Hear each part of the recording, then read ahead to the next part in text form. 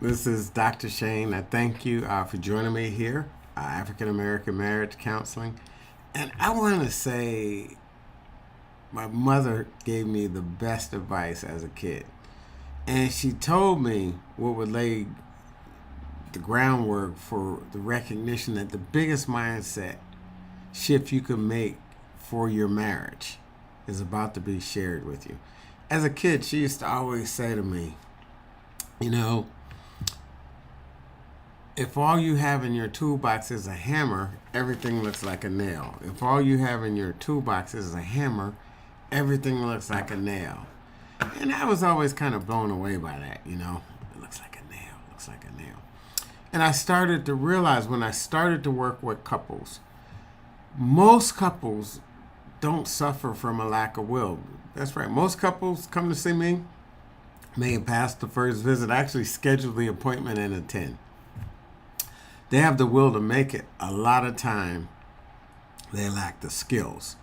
And the biggest mindset shift for you to recognize is, how do I get the skills for us to fix our problems? I'll give you an example, right? So couples will come in and say they can't get on the same page. They can't, they try and talk it out. Words just get in the way. They keep having the same fight over and over again in new clothes because the other person won't listen. So what I realized is when folks are trying to talk, it doesn't occur to them that communication can vary very much from one person to the next. Very much it can vary. So for example, you have three types of processors. Three types of processors. That's how people talk about their feelings, how people communicate about their feelings. You have non-processors, processors, and metaprocessors. So I'll talk about non-processors.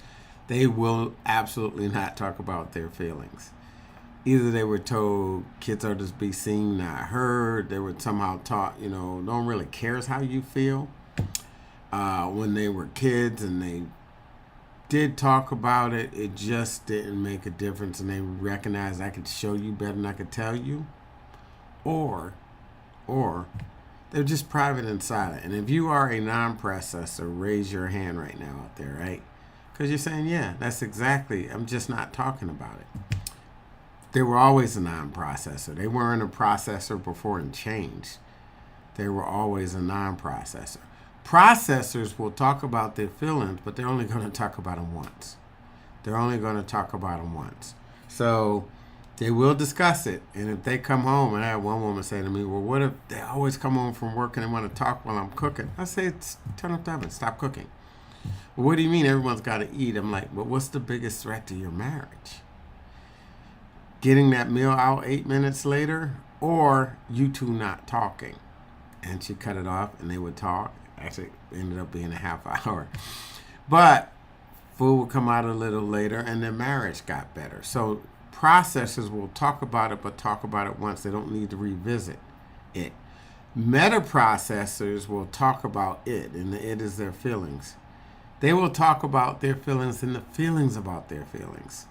So they're going to keep going, and the next day they want to revisit it.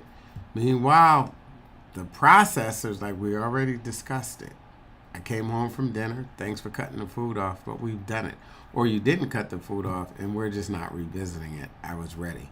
Non-processors won't. So the beauty of marriage is people hire the same and marry the opposite.